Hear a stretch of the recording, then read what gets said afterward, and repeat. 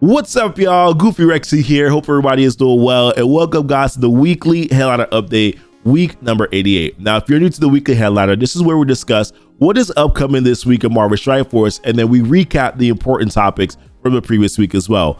Now, a lot of stuff to talk about here on the weekly headliner update this week. We have a Future Shock event coming this week called Helicarrier Clash. Within the main events here, we're going to be going over the math to get you prepared to be successful for that event. Gonna say though, initially it doesn't look that great, a lot of heavy blitzing, but we'll go over that to make sure that you are prepared.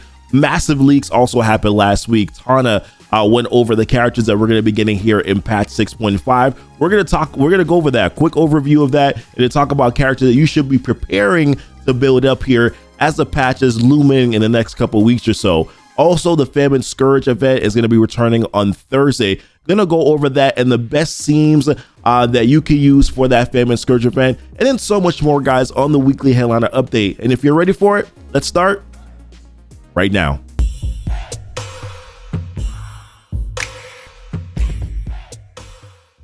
All right, welcome back, guys. And the first thing I wanted to talk about here is the Future Shock event, the Helicarrier Clash, which is going to be one of the main events that's going to be going live here tonight. So let's kind of sink our teeth into this and go over the math that you need in order to be able to complete the event and talk about that there. So this event is going to be going live tonight, October 10, 2 p.m. Pacific time.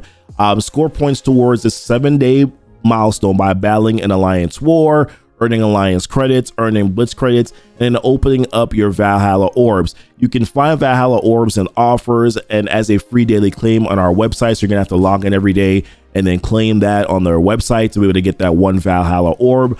And this is what you get for that, right? So you got your Splice Spider Genes, which is 1 point towards the Future Shock milestone. Then you have your organic webbing, which is 45,000 points towards the Future Shock milestone.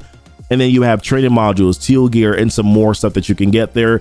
And they broke down the points. So 500 points per war battle, 200 points per Gamma or A-Force character that you use in Alliance War battle. Then you have your Alliance credits. You get 2 points per Alliance credit earned. So your Alliance credits are your donations that you do every single day. So like your 10K donations that you do towards your Alliance. If you're able to kind of if you're able to get to, I think it's like 1440 XP, which is basically either everybody donating or most people donating in the Alliance, you're able to earn 400 points per day on that, or 400 Alliance credits per day on that. Earn Blitz credits is 1 point, and then opening up a Valhalla orb is going to give you 2,000 points. They did give you a chart here.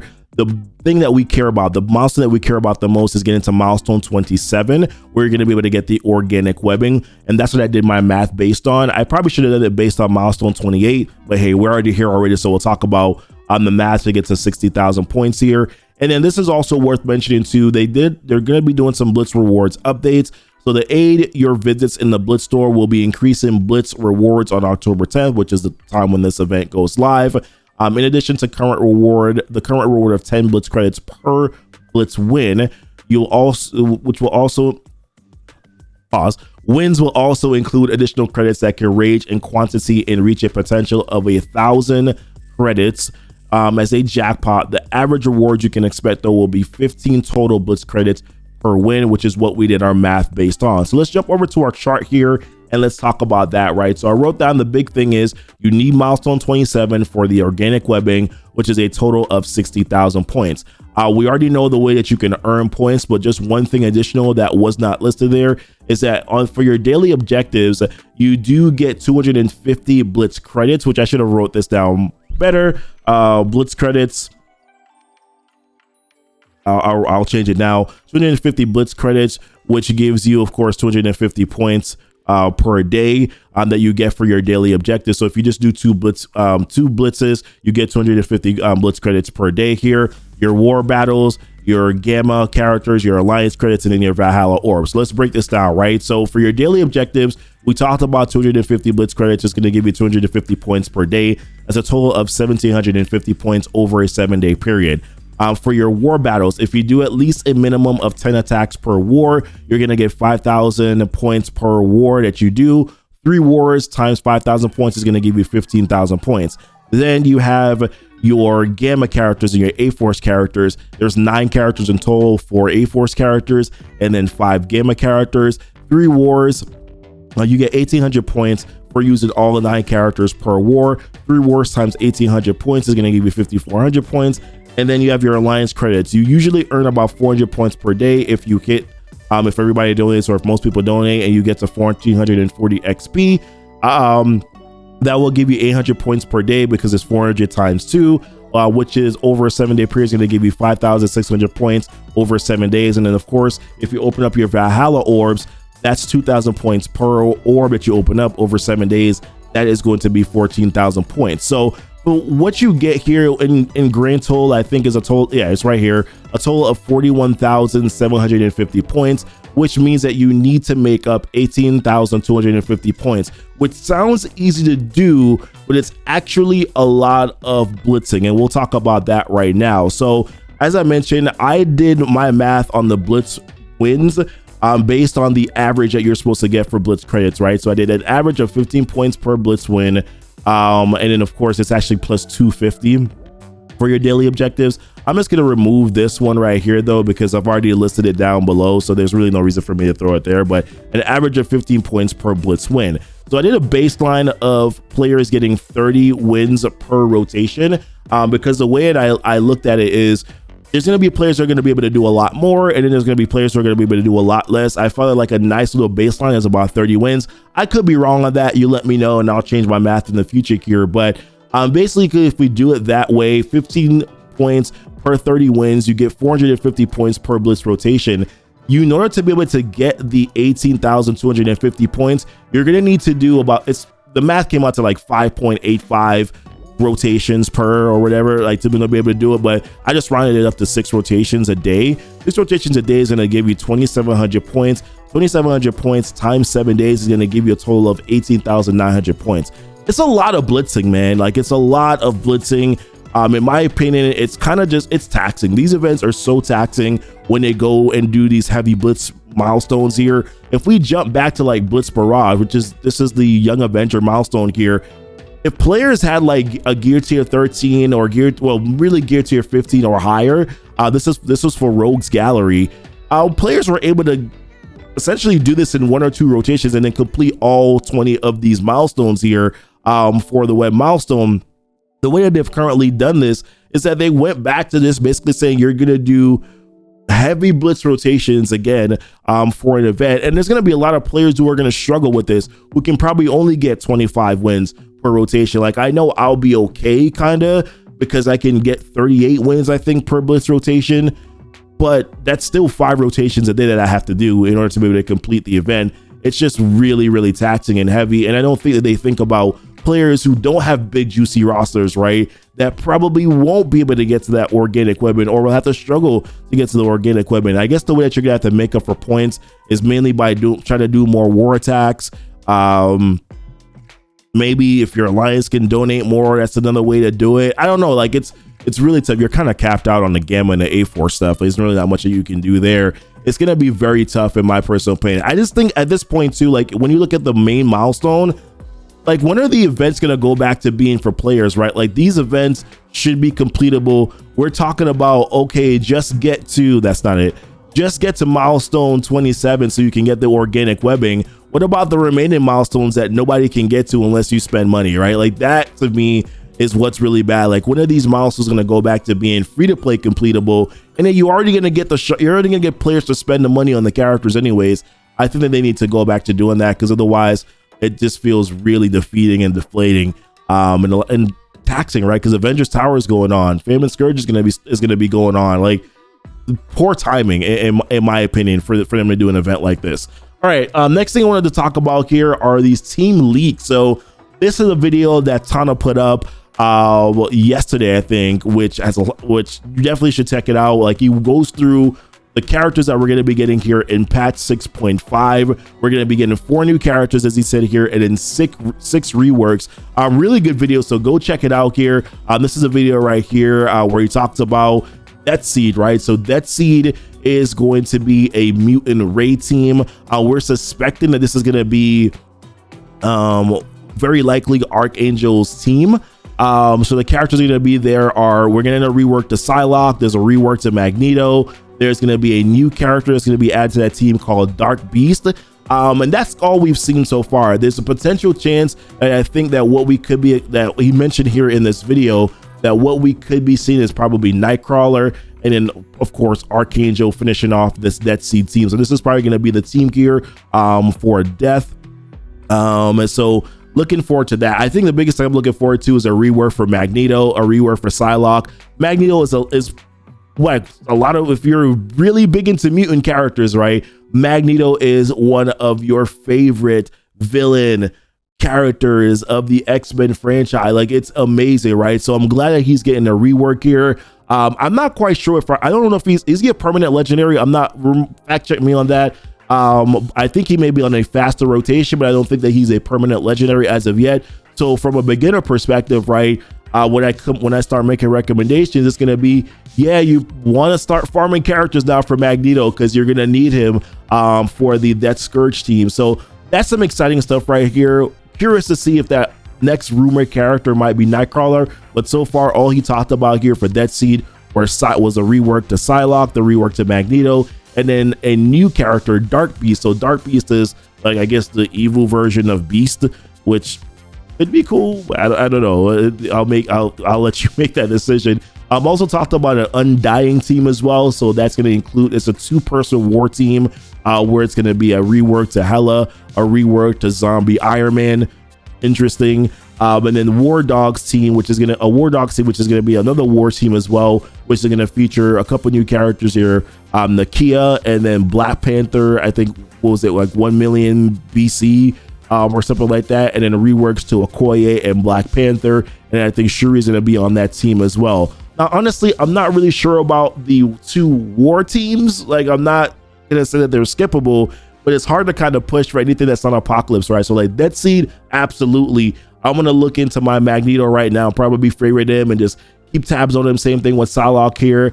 I'll kind of keep tags on them, but anything that's not like Apocalypse, Raids, Crucible, or even Arena, like even to a certain extent, you probably don't need to even focus on Arena anymore, because the characters that you're going to build up for your Apocalypse, some of those characters are going to filter over into your Arena chart anyway, so you kind of don't need to overdo it where that's concerned, right, anymore. But I don't know, it's going to be kind of tough and hard for me to sort of kind of push for those war teams, but definitely that Death Scourge team or that Death team there, I'm uber excited for that, especially if it really is Archangel. They could throw a curveball at us though and give us another completely different mutant character. So, and also I want to say this too, another mutant team, that one hits you in the gut, doesn't it, right? As it pertains to your gear. But let's talk about some of the things here. Rogues Gallery, that event does end this week. So that's something that you're going to want to pay attention to. As a matter of fact, I think Rogues Gallery ends tonight, right? So I'm trying to farm those orbs, those harvest orbs, which I will say this, for having to jump here to be able to farm the harvest orbs, because they're in only specific select nodes, having to jump here, get off my screen with these offers, man. Having to jump here, go to the orb, and then hit this button and go to try to find the specific individual nodes where these fragments are, was trash. It was a poor design in my opinion. Me personally, I like to farm health catalysts, right? And minimizing the nodes that I couldn't really farm health catalysts. There were only like 1 or 2 nodes that had health catalysts on it. I know for some players, they're like, dude, I don't want to farm hero villains. Like, I don't want to farm these specific nodes. I want to only farm Doom nodes. Having to farm anything else is kind of trash. They should have put these fragments on each individual campaign or any node, all the nodes, as opposed to only the select nodes. That to me kind of made this event a little bit of trash. Also, we have another event as well that is not free to play completable. Yes, you can free to play get the item, like the main item, right, which was I can't find it now, but you can free to play get this item right here, the light bite cloth, but you can't free to play complete the event. I'm missing a bunch of milestones here because I'm not willing to spend money to get the remaining 50 or 47,000 points. Once again, guys, go back to free to play completable events. Nobody likes this. No one likes this, guys. All right, but we have another thing to think about here. Rose Gallery's ending tonight, like I said.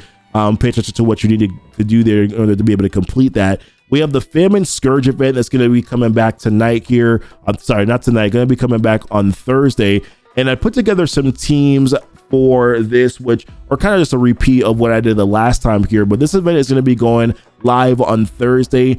In my opinion, the Famine Scourge event is probably one of the easiest ones to complete or to do in comparison to what we just had with War and what we've had before with Pestilence Scourge. Famine seemed fairly easier to do than some of the other ones here. But as a reminder of what you need for each individual section, there was an infographic here that I used the last time when I made this video. I'm pulling it back up again. I'm trying to shield my head here so that you guys don't see it in the background, but I'm not doing a very good job. But for nodes 1 and 2, this is where you need city characters. For nodes 3 and 4, you need your mutant characters. Node 5, if you're doing lower difficulties, you will need hero for difficulty 4. But of course, for node 5, this is where you're going to use your A-Force, your Inhuman, or your Young Avengers. Young Avengers are the better team there.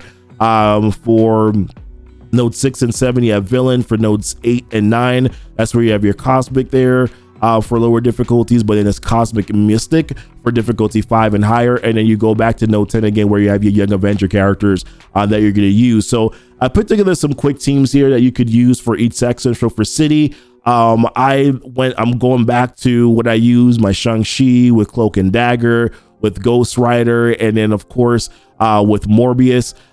So these characters worked out really well for node 1 for me the last time around, and I was able to use them to kind of burn and get through a little bit of node 2 and then clean up with my Web Warriors here. Alternatively, for node 2, you could also use your symbiotes. Symbiotes actually did really well and decently well in that second node, not with a lot of scourges on though. When you start equipping scourges, that's when it gets challenging. But for like a baseline here, the symbiotes actually did fine because there's a Hela in that node. Of course, it does get a little dicey though because there's Hela, but then there's also Gambit who's pinging every single time you take a turn too. So it kind of could get a little dicey from that perspective, but I know that the symbiotes did perform decently well here in node 2.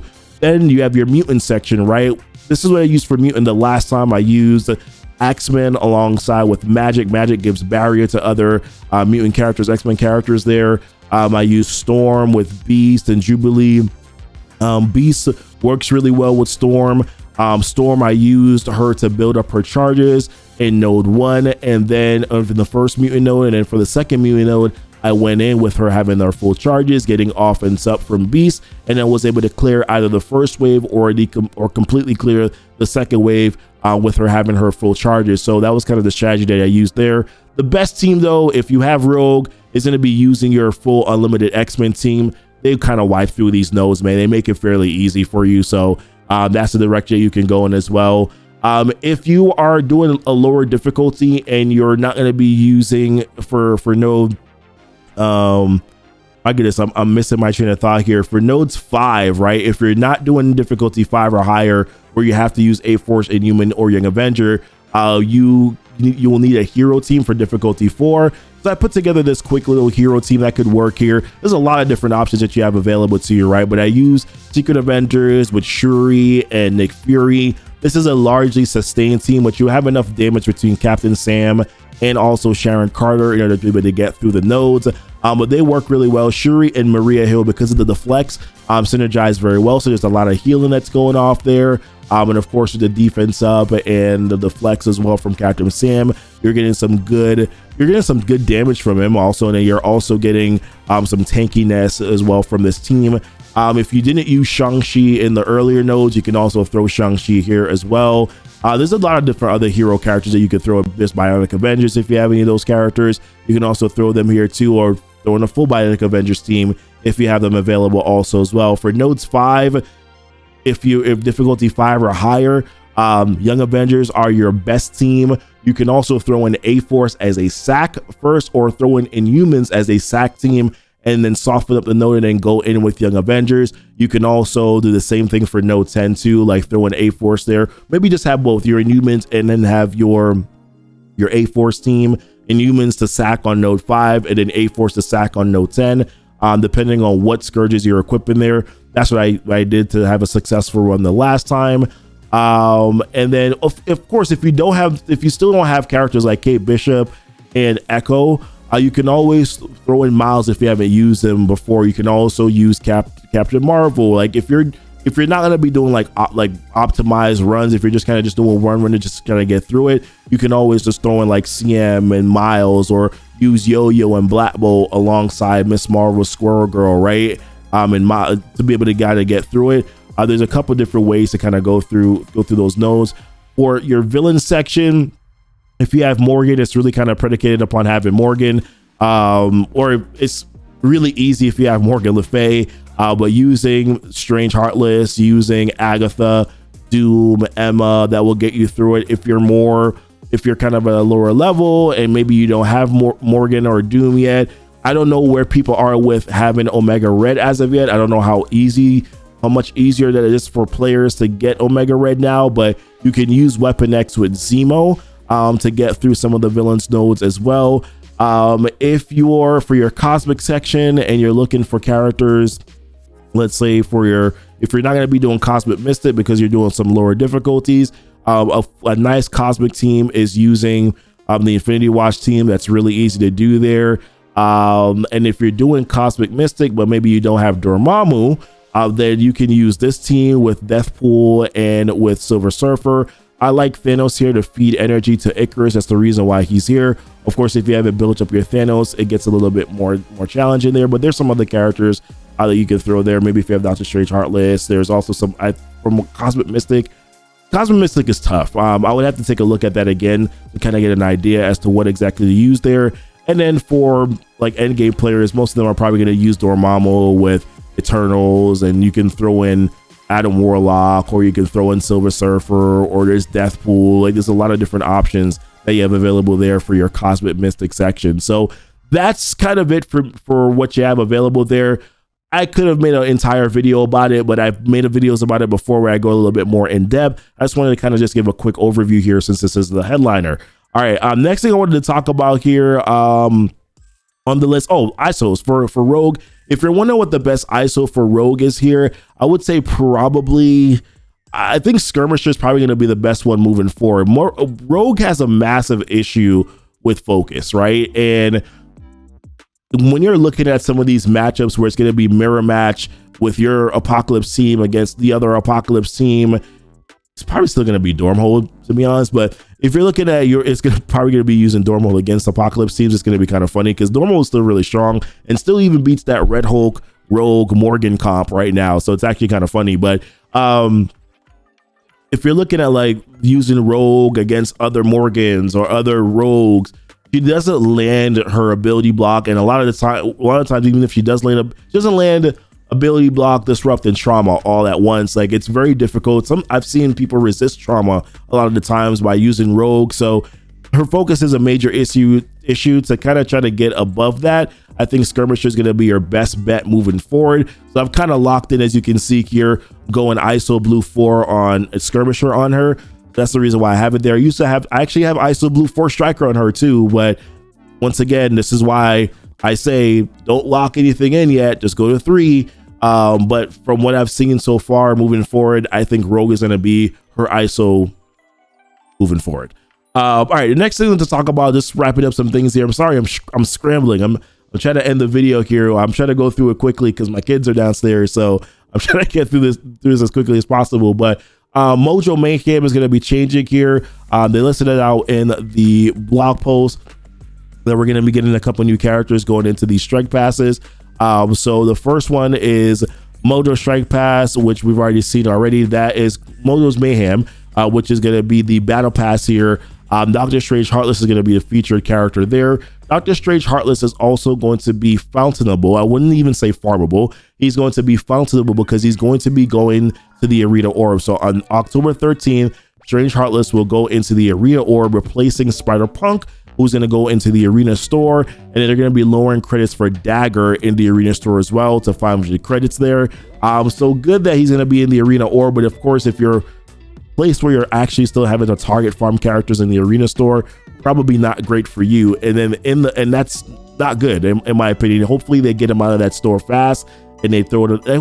Hopefully they like how they dealt with Spider-Punk, right? They do it a little bit faster with Doctor Strange Heartless as well, in my opinion. And then Strike Pass here, We have Wongers that's going to be featured here in the Strike Pass.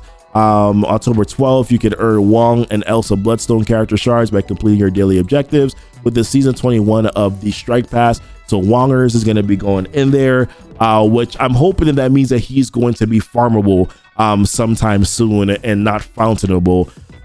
But that still leaves a lot of characters that still aren't farmable yet, right? There's still Eternals, which a lot of players could use right now for Famine Scourge, Scopely. For that Cosmic Mystic section, there's no Eternals there, or just Cosmic section. Then there's A-Force characters, Wong, who probably might be soon. There's Agatha, that's still not farmable as well. The new Unlimited X-Men characters, right? There's a lot of characters that aren't farmable. Gamma, I don't expect to be farmable yet. They're newer, right? There's some characters that don't make sense for me to talk about them being unfarmable, but there's some here like Agatha, A-Force, Eternals, that are not farmable yet, that they definitely need to make some changes where that's concerned. But that kind of wraps it up here, guys, for the weekly headliner update. What are your thoughts on all this stuff happening right now in MSF, right? Like, where are you? I've been kind of getting some feelings of players being a little burnt out over the past couple of weeks here. Kind of just really frustrated with the game. I have my frustration points too. I've been kind of taking a little bit of a step back and just trying to enjoy the game, and sometimes not even approaching the game like a content creator, because I think that adds on a little bit of an additional stress too. So what are your thoughts? Like, where you guys are at right now? Like, how are you playing? Are you casual more, or like, I'm just curious to hear just a quick poll from you guys. But listen, appreciate you guys watching the video. Don't forget to like and subscribe to the channel here. Hit the notification bell so that you know when the videos do go live. And until next time, guys, y'all be blessed. Y'all be safe. Bye.